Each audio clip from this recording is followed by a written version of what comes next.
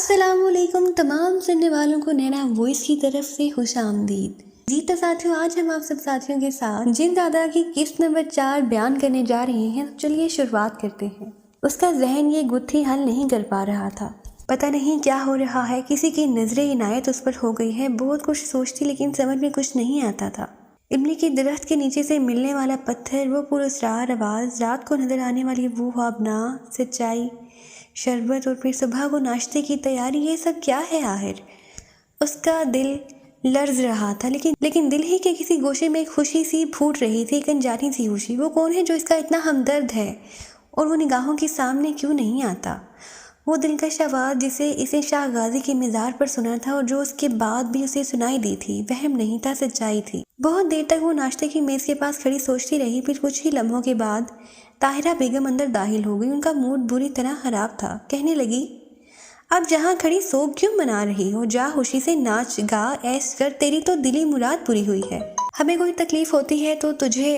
ابھی ان کا جملہ پورا نہیں ہوا تھا کہ بری طرح اچھل پڑی اور پھر مسلسل اچھلنے لگی۔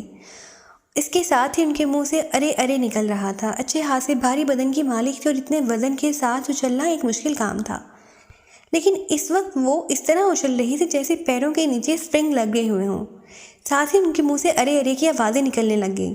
پھر انہوں نے انتہائی غصیلے لہجے میں کہا، ارے کم بخت، دیکھ تو صحیح، میری قمیض میں کیا گھس گیا ہے؟ تب عشیرہ کو معلوم ہوا کہ ان کے اچھلنے کی وجہ کیا ہے۔ اس نے بمشکل تمام طاہرہ بیگم کے بدن میں پھنسی ہوئی قمیض کو اٹھایا تو اس میں سے ایک چھپکلی نکل کر فرش پر دوڑنے لگی۔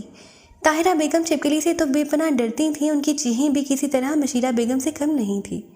یہ تصور ان کے لیے انتہائی بھیانک تھا کہ ان کے بدن پر چھپکلی رینگتی پھر رہی تھی۔ ان کی چیخیں بھی باہر سن لی گئیں۔ ابھی حالہ مشیرہ ہی کی تیمارداری ہو رہی تھی کہ سب لوگ ان کو چھوڑ کر ناشتے کے کمرے کی طرف دوڑ پڑے جہاں سے طاہرہ بیگم کی آوازیں ابھر رہی تھیں۔ طاہرہ بیگم اب بھی چیخے جا رہی تھیں، ارے کیا ہوا بتاؤ تو صحیح، مودم علی نے گھبرائے ہوئے لہجے میں پوچھا۔ طاہرہ بیگم پسینے میں شرابور ہو رہی تھی، اکھڑے ہوئے سانس کے ساتھ بولی، بچ گئی، آج تو اللہ نے بچا ہی لیا، چھپکلی چڑھ گئی تھی کمر پر، اللہ اس بچی کو خوش رکھے۔ جان جوکھوں میں ڈال کر چھپکلی نکال دی، ورنہ نہ جانے کیا حشر ہوتا میرا۔ ہائے! طاہرہ بیگم مختصر الفاظ میں ہانپتے ہوئے بولی، لیکن شاہی زندگی میں پہلی بار ان کے منہ سے عشیرہ کے لیے کچھ اچھے الفاظ نکلے تھے۔ اصل میں چھپکلی کو ان کی کمر سے ہٹا دینا، اور وہ بھی بغیر کسی حادثے کے، ان کی دانست میں عشیرہ کا بہت بڑا کارنامہ تھا۔ موزم علی نے ایک گہری سانس لی، چچی کو سنبھالا اور پھر اس کمرے میں لے گئے جہاں مشیرہ بیگم بستر پر نیم مردہ پڑی ہوئی تھی۔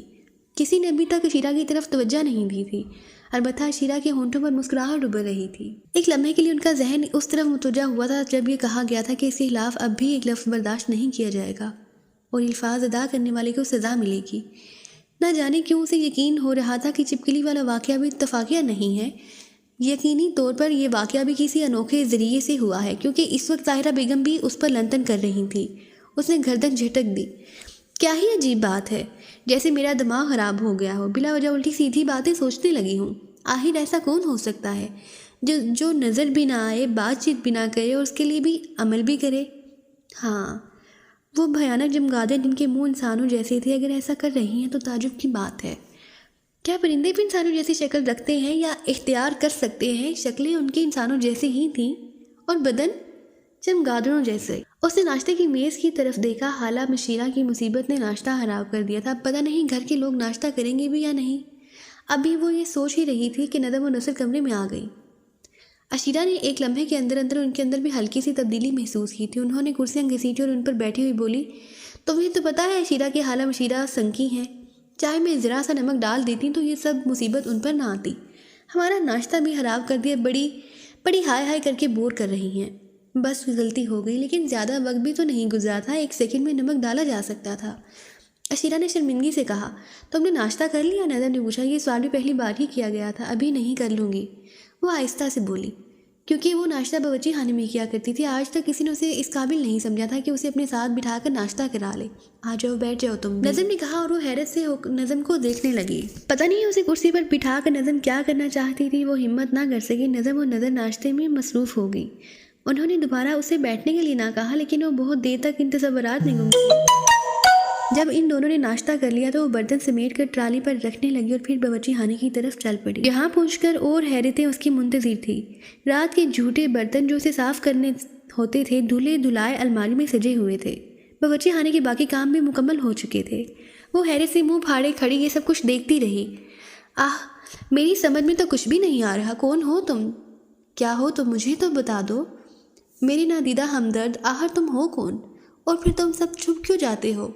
میری تو بڑی مدد کر ڈالی ہے تم نے، نہ جانے یہ سب کچھ کیا ہے اور کیوں کیا ہے۔ گھر کا ملازم ابھی بھی کھانا پکانے کی چیزیں نہیں لایا تھا، اسے اور کوئی کام بھی نہیں آتا تھا، اس لیے وہ ناشتے کے برتن صاف کرنے لگے، لیکن اچانک یہ یوں محسوس ہوا جیسے کسی غیر مرئی لمس نے اس کے ہاتھ پکڑ لیے ہوں۔ ساتھ ہی مدھم سی بنبناہٹ گونجی، یہ سب کام اب آپ کے کرنے کے نہیں ہیں، آپ براہ کرم یہ سب کچھ کر کے ہمیں شرمندہ نہ کیا کریں۔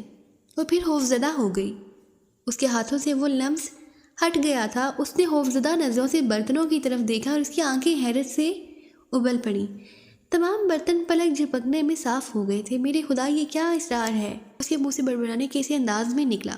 کئی منٹ تک وہ سوچ میں ڈوبی رہی اور پھر ایک گہری سانس لے کر باہر نکل آئی۔ اب اس کی سمجھ میں نہیں آ رہا تھا کہ کیا کرے، کہاں جائے۔ برتن وغیرہ دھونے کا کام تو 9:30 بجے تک ہوتا تھا، اس کے بعد ملازم کھانا پکانے کا سامان لے کر آ جاتا تھا اور وہ اس میں مصروف ہو جاتی تھی، لیکن برتن دھل چکے تھے اور پکنے کا وقت ابھی نہیں ہوا تھا۔ بہت دیر تک وہ واپس اپنے کمرے میں آ کر بیٹھی رہی، پھر ایک دم سے اچھل پڑی۔ اگر کسی نے اسے اس طرح اس کے کمرے میں بیٹھے دیکھ لیا تو سوچے سمجھے بغیر اسے برا بھلا کہنا شروع کر دے گا، اور اس کے علاوہ اس نے مشیرہ خالہ کو بھی نہیں دیکھا تھا۔ مشیرہ بیگم کی نہ جانے کیا کیفیت تھی، کوئی پتہ نہیں چل سکی تھی۔ اسے طاہرہ بیگم کے الفاظ بھی یاد تھے کہ اگر یہ بچی نہ ہوتی تو چھپکلی پتہ نہیں میرا کیا حال کرتی۔ بہرحال وہ اپنی جگہ سے اٹھی اور مشیرہ خالہ کی طرف چل پڑی۔ گھر کے دوسرے لوگ اب بھی اسی کمرے میں تھے، یہاں تک کہ موزم علی صاحب بھی گھر سے باہر نکل آئے تھے۔ وہ دروازہ کھول کے اندر داخل ہو گئی۔ ڈاکٹر نے مشیرہ خالہ کے چہرے پر کوئی مرہم لگایا تھا جس سے ان کا پورا چہرہ چکنا ہو رہا تھا، البتہ آنکھیں کھلی ہوئی تھی۔ انہوں نے نفرت بھری نظروں سے اسے دیکھا اور کراہتے ہوئے بولی،